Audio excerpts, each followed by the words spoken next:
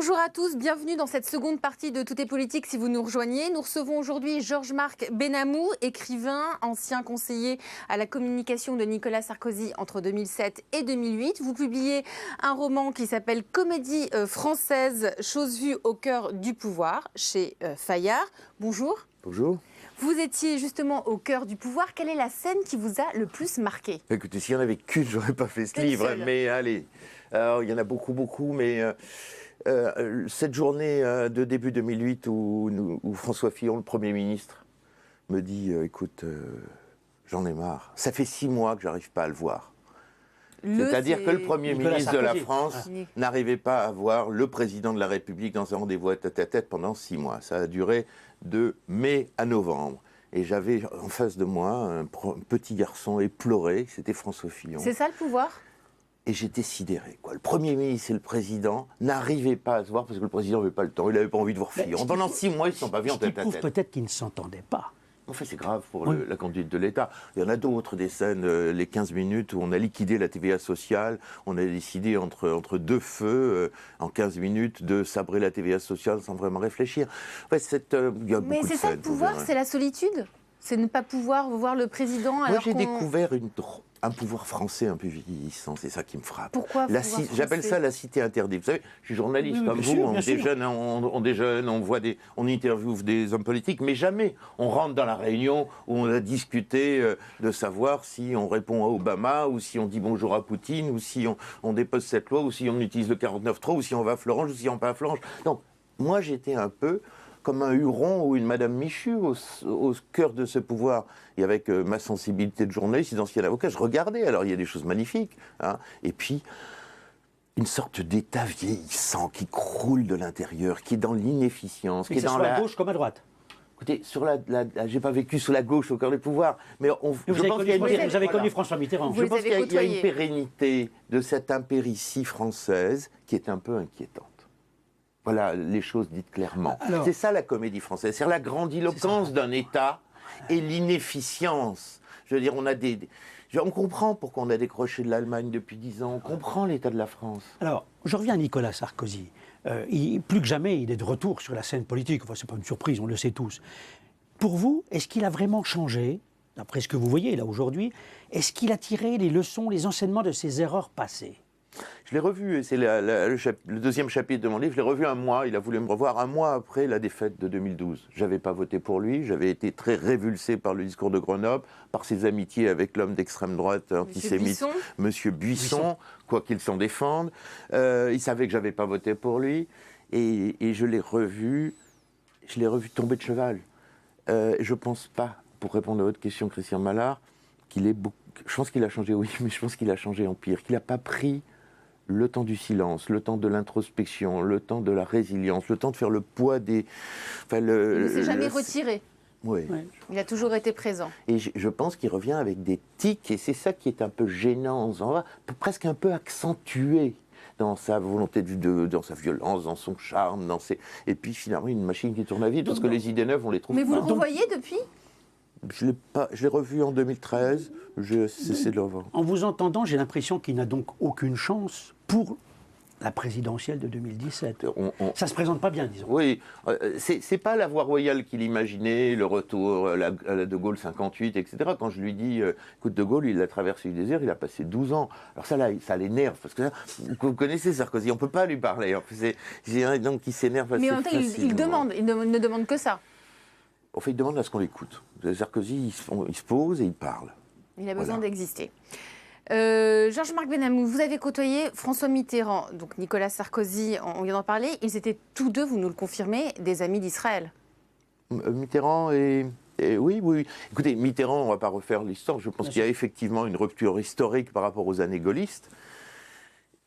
Et une certaine constance, malgré ce que certains Israéliens ou pro-israéliens ont pu penser de la reconnaissance de l'OLP. Enfin, Mitterrand s'inscrit dans une politique d'amitié envers Israël dès son fameux discours de la Knesset. En 82.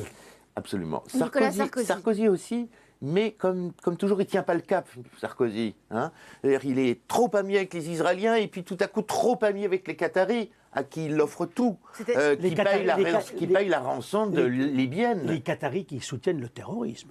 Voilà. Ils financent. Donc on se demande si, dans cette amitié finalement, où Israël vaut le Qatar, et où le Qatar, dans la nuit, débloque de l'argent pour libérer Cécilia, et où le Qatar a table ouverte dans Paris, etc., on se demande si le Qatar n'a pas plus d'importance à ses yeux qu'Israël. Et vous, je pense qu'il est aussi fluctuant qu'Obama sur ces questions-là. Voilà. Est-ce que vous appelleriez ça le business politique?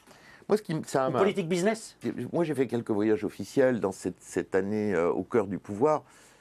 Et c'est vrai que cette politique à l'égard du Qatar, cette manière d'aller être le VRP du nucléaire civil partout, dans tous les pays arabes, sans restriction, commencer par la Libye, Abu Dhabi, etc., m'a un peu inquiété. Pourquoi? Parce qu'on ne dissémine pas le nucléaire comme ça. Et donc, je ne suis pas un grand spécialiste, je n'ai pas une grande légitimité, mais je pense qu'il y a une politique prudentielle sur ces questions-là, ne serait-ce que par rapport à la paix du monde ou à Israël dans cette région. Est-ce que Nicolas Sarkozy a bien saisi la culture arabo-musulmane? Parce que, je vais vous dire, j'ai des représentants d'Abu Dhabi qui m'ont dit, mais quand même, c'est quand même terrible, vous avez un président qui ne veut même pas passer une nuit chez nous, il est pressé, il ne vient que pour signer des contrats, alors qu'un Jacques Chirac, à l'époque, avec tous les défauts qu'il pouvait avoir, un Jacques Chirac savait s'asseoir, écouter, prendre du temps, et au bout de 4 jours, on signait les contrats. Est-ce que c'est un peu ça? Sarkozy, c'est l'homme pressé. D'abord, il déteste dormir hors de chez lui. Il déteste passer trop de temps. Il déteste écouter. C'est lui qui parle. Je vous dis, il parle tout le temps. Donc, effectivement, cette imprégnation, ce temps passé avec les pays arabes, avec les Israéliens, avec les présidents africains, il ne le prenait pas. Alors, il avait des très bons spécialistes, des boys diplomates, un peu agressifs, etc. Mais je ne pense pas. Je pense que tout ça s'est fait un peu vite. Vous savez, un jour, j'étais un peu démoralisé. Je rentre à la maison à l'époque de l'Élysée, qui n'était pas une époque très heureuse. Mon fils me dit, qu'est-ce qui se passe? Qu'est-ce qui se passe, papa? Mon petit garçon avait 7 ans. Je suis il y a des problèmes de travail avec Sarkozy, etc. Et il a ce mot incroyable, il me dit, il bâcle, c'est ça? Oui, il bâcle. Et c'est ce sentiment. Je ne suis pas non plus un modèle de rigueur prussienne. J'ai une formation d'avocat, mais je suis journaliste, je suis plutôt un artiste aujourd'hui qui écrit. Ce manque de rigueur et d'efficacité au cœur de l'État. L'homme pressé. Ouais. 15 minutes pour liquider la TVA sociale, pas le temps de voir Fillon, pas le temps de parler aux Arabes, pas le temps de parler aux Noirs, pas le temps de parler aux Israéliens. Donc, voulant toucher à tout et finalement pas faire grand-chose. Je pense que le problème, c'est ça. L'hyperprésidence, c'est je décide de tout, mais comme je n'ai pas le temps de décider tout, je me goinfre de décisions. Il y a quelque chose dans la présidence française, dans la Ve République française, qui tient de la monarchie, de la centralisation, et qui me paraît très dangereux. Moi, il y a des moments où j'aurais rêvé de travailler pour Angela Merkel, c'est-à-dire pour une démocratie apaisée, simple. Mais avec rigueur et discipline. Voilà. Vous nous avez parlé de François Mitterrand et de Nicolas Sarkozy, justement par rapport à Israël. Cet été, on a connu en France des actes antisémites, violents. Pensez-vous que, justement, là, François Hollande, on va parler de François Hollande, a été à la hauteur face à la gravité de ces actes? Ma réponse, elle serait un peu... Je pense que François Hollande et Emmanuel Valls, oui. Mais je pense que la gauche française, non. C'est un peu paradoxal. Je pense que la gauche française, de ce point de vue-là, je suis assez d'accord avec Elisabeth Badinter. Le Parti socialiste a décidé, sociologiquement, depuis M. Boniface, d'être le parti des bobos et des banlieues. Donc antisémite? Non, pas antisémite. De ne pas considérer, de pas monter au créneau, c'est un peu le syndrome qui s'est passé dans les années 2000, de ne pas considérer que l'antisémitisme est une chose très grave, de ne pas trop en parler, de ne pas heurter les populations musulmanes, etc. Ce qui n'est pas tout à fait le comportement culturel de Hollande et de Valls qui ne sont pas sur cette ligne. Mais la grande majorité de la sociologie du Parti socialiste, sans parler des Verts et du Front de gauche, est de considérer qu'on préfère les arabo-musulmans aux juifs, ce qui est une vision communautariste que je ne partage pas. Pour vous, c'est inquiétant? Oui. Justement, à ce que dit Elisabeth, est-ce qu'à cause de l'antisémitisme d'abord, puis de la crise économique aussi, aujourd'hui on assiste quand même à un phénomène social important, c'est que beaucoup de membres de la communauté israélite de France partent pour Israël, quittent la France. Est-ce que vous pensez qu'ils ont raison? Il y a des décisions personnelles, il y a peut-être des gens qui n'étaient pas... qui menaient une vie finalement très juive et très communautariste au sein de la France et qui finalement sont tout aussi bien à Ashkelon ou à Netanya ou à Tel Aviv. Il y a des gens qui sont véritablement inquiets. Je pense que c'est la cohabitation des banlieues, ces gens qui quittent les banlieues, qui quittent Créteil et quand ils ont les moyens, qui vont habiter dans le 17e à Paris. Il y a dans la cohabitation des classes moyennes ou des classes inférieures un vrai problème. Pour les bourgeois juifs, il n'y a pas de problème. Mais dans la cohabitation des banlieues, des quartiers difficiles, il y a un vrai problème. Et je ne suis pas sûr. Je pense que justement, la politique française a une vision communautariste et qu'on n'a pas osé la laïcité, qui est la règle, qui est la manière. La civilisation française, c'est la laïcité finalement. La gauche préfère le communautarisme et les musulmans à la laïcité. La droite, Sarkozy, je raconte, ne comprend rien à la laïcité. Quand j'ai dit au lieu de ton discours de Grenoble et de l'ADN qui sont le nazisme, si on parlait de la laïcité, c'est la seule manière de répondre aux défis que pose l'islam en France. Il vous dit quoi? Il ne comprend rien, il pense que la laïcité c'est le catholicisme, il fait un mélange, etc. Et finalement, voilà que le hold-up sur la laïcité, c'est la thèse de Patrick Kessel d'ailleurs, qui a écrit un livre là-dessus. Il y a un hold-up fait par Marine Le Pen. La France a eu honte de son héritage qui pouvait permettre de régler ce problème du vivre ensemble. Et c'est un vrai problème. Alors, voilà, donc lâcheté sur cette question de Hollande comme de Sarkozy, alors lui qui a fait des erreurs d'ailleurs en s'alliant quand même avant d'être président de la République avec l'UOIF, c'est-à-dire avec la partie la plus intégriste de l'islam de France. L'Union des organismes islamiques. Voilà. Et là, alors, on fait bien qu'on soit copains d'Israël et qu'on aille embrasser sur la bouche les gens de l'UOIF. Est-ce qu'on n'est pas irresponsable, naïf, justement, de collaborer ou de tendre plus que la main aux gens de l'UOIF? Je pense qu'à ce moment-là, il y a eu un pari électoral. 2006-2007, il pensait avoir les voix des musulmans. Très vite, il a déchanté. Mais je pense qu'il y avait un pari électoral dans se rapprochant avec l'UEIF et cette volonté de faire un hold-up sur les voix musulmanes. On voit bien que ça a été vain. Tout à fait. Donc je reprends la question de Christian. Est-ce que vous pensez que les Juifs de France ont raison de partir? Non. Non, ils devraient rester et se battre pour la laïcité, justement. Écoutez, c'est une décision personnelle, après tout. Oui, bien sûr, mais ils partent en masse. Donc il y a aussi un phénomène de société. En masse, qu'est-ce que ça veut dire? Il y avait, à la une du Figaro, je crois, il y a quelques temps, il parlait de... C'est du jamais vu. C'est historique depuis qu'on recense les aléas. Familles qui partaient. Plus de 5 000. C'était à la une du Figaro il y a quelques mois. Ça fait beaucoup quand même, plus de 5 000 familles. L'histoire le dira. L'histoire le dira. Moi, il y a quelques années, j'ai déjeuné avec 3 ambassadeurs d'Israël en France qui étaient de passage pour un déjeuner privé. Et il y a une dizaine d'années, il m'avait fait cette révélation étonnante, disant que des études du Quai d'Orsay israélien avaient travaillé sur le futur des Juifs en France et qu'ils avaient établi dans leurs travaux prospectifs un peu élaborés de scénarios, un scénario où la communauté musulmane s'intègre bien à la société française et dans cette hypothèse, il n'y aura pas de problème pour les Juifs de France.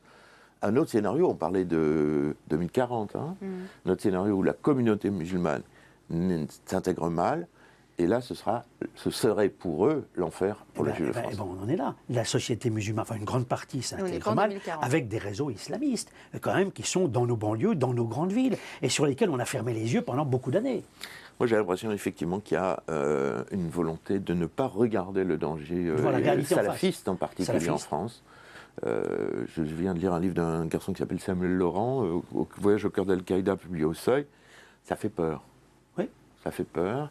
Le type a l'air assez sérieux, mais il chiffre à 125 000 les sympathisants salafistes en France, dans les banlieues.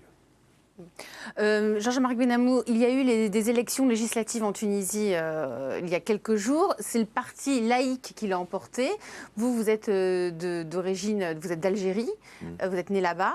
Est-ce que vous pensez que justement ce type d'élection, ce type de résultat peut aussi avoir lieu là-bas et est-ce que vous pensez que la démocratie peut être présente dans toute cette région? J'espère. Je pense que c'est un peu idéaliste de penser comme George Bush qu'on peut parachuter la démocratie, etc. La démocratie Coca-Cola, comme on appelle ça. Absolument. Elle va se façonner. Donc l'exemple tunisien, ça va être intéressant à observer. Quel est le jeu de Ennahda? Ils ont l'air un peu moins frontaux que les frères musulmans.